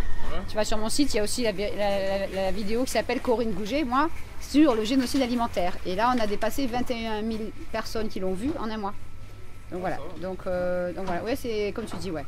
Et c'est vraiment que là, ben voilà. Donc ça se mange pas. Si je regarde dans ce rayon, il n'y a rien qui se mange. À part du cidre, peut-être, si c'est du cidre bio. La Volvic, j'ai vu là-bas. La Volvic, ouais. On va boire que de l'alcool. Alors, l'alcool, quoi, faut boire que de l'alcool? Alors, oui et non, pas trop d'alcool fort non plus. Pas trop d'alcool fort non plus, mais si tu veux, si tu prends les produits à l'aspartame là-bas, dans l'aspartame, il y a du méthylester, c'est de l'alcool de bois qui est en molécule libre et qui se dégrade en formaldéhyde. Et le formaldéhyde, c'est 5000 fois plus dangereux que l'alcool. Donc il y a des femmes enceintes qui ne boivent pas d'alcool et qui vont se farcir de boissons light pour ne pas grossir pendant la grossesse. Et là, elles détruisent le bébé dans le ventre. C'est encore pire. Bien sûr. C'est pire, ouais. Donc surtout, ne pas mélanger de soda light avec de l'alcool. Parce que là, tu vas être bourré encore plus vite. Et ça, c'est prouvé par des scientifiques. Hein. Si tu mélanges soda light avec Malibu, vodka, whisky, là, c'est mal parti. Hein. Donc il ne faut surtout pas faire ça. Après, je t'empêche pas de boire de temps en temps pour faire la fête. Mais prendre du soda normal. Hein? Non mais, tu bois de temps en temps pour faire la fête, mais pas jusqu'à coma éthylique. Hein? Non, bah quand même, t'as vu combien il y en a maintenant en France? Hein, c'est de la folie. Donc, et le but, c'est de vous détruire. Hein. C'est clairement expliqué. Donc, le mieux, c'est de prévenir avant d'arriver à des poids pas possibles. J'ai des jeunes de votre âge qui me contactent, 23 ans, 22 ans. Après juste 2, 3, 4 ans de soda light tous les jours, ils ont pris 40 kilos. Donc, quand tu arrives à 130 kilos ou à 150 kilos à 15 ans, fallait réagir avant, quoi. Après, sinon, si vous mâchez des chewing-gums, ça peut être aussi anorexie. Là, c'est pas très beau. Oui. Donc, vous en mâchez, vous, un peu des chewing-gums, non? Toi? Non, toi plus, non? Jamais? Il me ment, hein. T'en mâches des chewing-gums ou pas? Non, sérieux, t'en mâches ou pas? Pas beaucoup, de temps en temps. Ouais, je sais. Donc, tu vas arrêter. Puis après, ça ira mieux. Parce que là, le chewing-gum, ça te détruit les neurones du cerveau pendant 1 heure à 12 heures et ça commence dans l'heure qui suit. Donc voilà, il y a les 92 effets secondaires sur mon site. Et l'idée, c'est de te prévenir, surtout à ton âge, c'est réversible.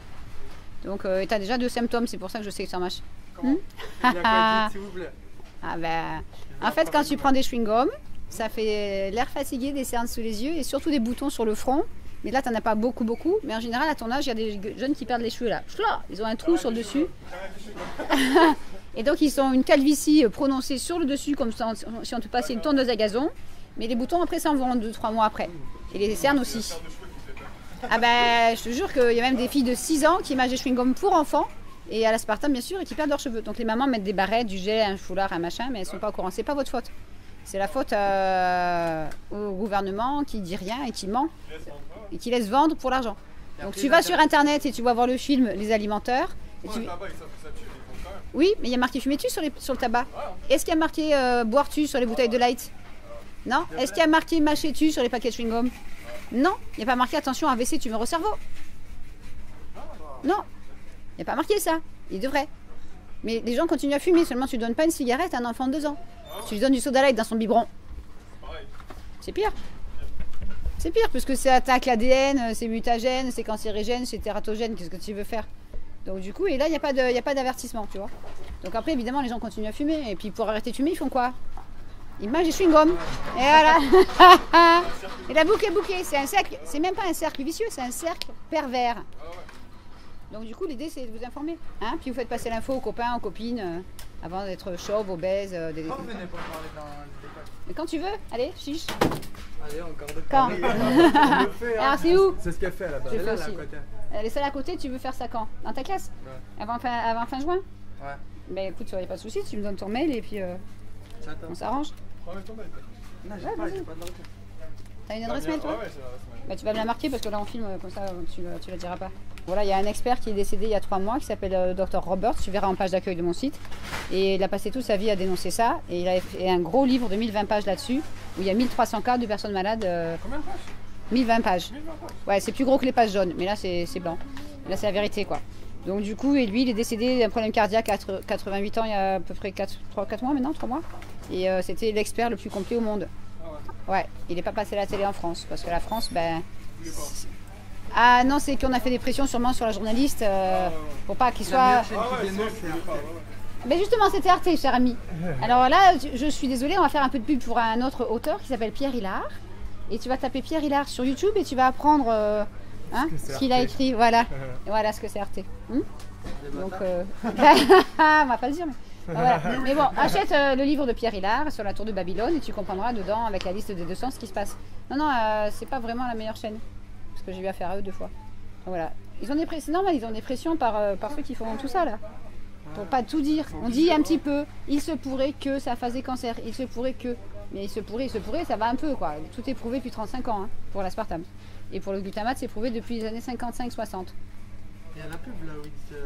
La pub. Leclerc là, quand tu dis l'aspartame ça n'a pas été prouvé, mais en attendant on l'enlève. Ah, Leclerc aussi? Non, c'était Super U. Ouais, voilà. Bah oui, parce Alors, que. Ils le savent en fait. Ah oui, ils le savent, bien sûr. Et même le directeur de Super U, il a une liste de 80 produits toxiques dans la nourriture. Et tu vas je t'enverrai la vidéo si tu veux. Il avait fait un débat avec Pierre Rabhi et il avoue qu'ils vendent une nourriture cancérigène et reprotoxique et qu'il est temps de changer les choses. Le directeur de Super U, quoi. Ça, c'est du délire, quoi. Et il avoue qu'ils ont fait des yaourts sans aspartame, mais à la place de l'aspartame, il a mis le sucralose. Mais ça se trouve, il n'est pas au courant que c'est un autre poison. Donc là, le sucralose n'est pas neurotoxique à ce jour, mais il se transforme en chlore dans le sang.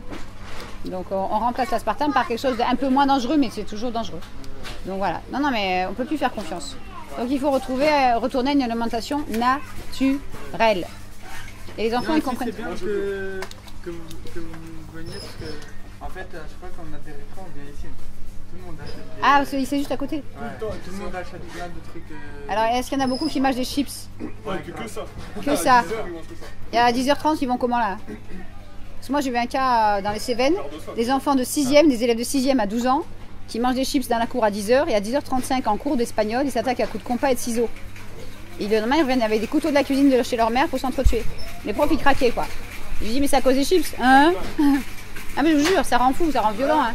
Donc ça provoque des pulsions de crise de rage intense, des moments de folie, et même chez les tout petits. Hein. Les enfants de 2 ans et demi, un paquet de chips, il devient fou en 15 minutes. Hein. Donc c'est très bien expliqué par le docteur Blaylock encore, mais en anglais. Et quand tu l'entends, tu dis c'est pas possible. Et quand tu vois les gens, amusez-vous à observer les symptômes. Regardez les copains, les copines qui mâchent des chewing-gums, qui perdent leurs cheveux, qui ont des lunettes 9 fois sur 10, qui sont dépressifs ou anorexiques, ou qui ont des sauts d'humeur, des trous de mémoire. Les jambes qui tremblent aussi. Regardez vos copains qui sont assis en cours, et là, quand la jambe elle tremble comme ça, ou les 2 jambes, là c'est Parkinson dans quelques années, faut arrêter. Ah ouais, tu rigoles, mais j'en ai sauvé un 17 ans la semaine dernière. Alors lui c'était bouillon cube, chips et les sucrètes il les prenait dans la bouche quoi. Et les 2 jambes tremblaient. Hein. Donc ça c'est le syndrome de la jambe qui tremble, c'est le cerveau qui est détérioré. Hein. Donc faut arrêter. Hein. Donc voilà, bah, écoutez, on reste en contact. Vous avez ma carte, vous m'envoyez un mail. Et puis si vous voulez faire un projet, pas de souci. Avant l'été ça serait bien parce que l'été il y en a plein qui vont mourir. Hein. Tu peux faire un arrêt cardiaque fulgurant après un plat au glutamate. Hein. C'est affolant quoi. Et à votre âge, hein. Il y en a plein, même les petits. Hein. Donc ça vaut pas le coup de mourir à cause de ce qu'on mange. Voilà, il faut essayer de manger pour vivre, mais non de vivre pour manger. Hein. Mais eux, ils vous empoisonnent. Donc. Et comme il y a cette addiction, on mange encore, on va racheter encore. Et du coup, ça va plus quoi. Ça va plus neurologiquement et physiquement. Donc la nourriture que vos copains mangent peut agir sur votre physique très très rapidement et sur votre comportement aussi rapidement. Ok? D'accord. Bon, au plaisir. Hein? Bonne santé. Salut.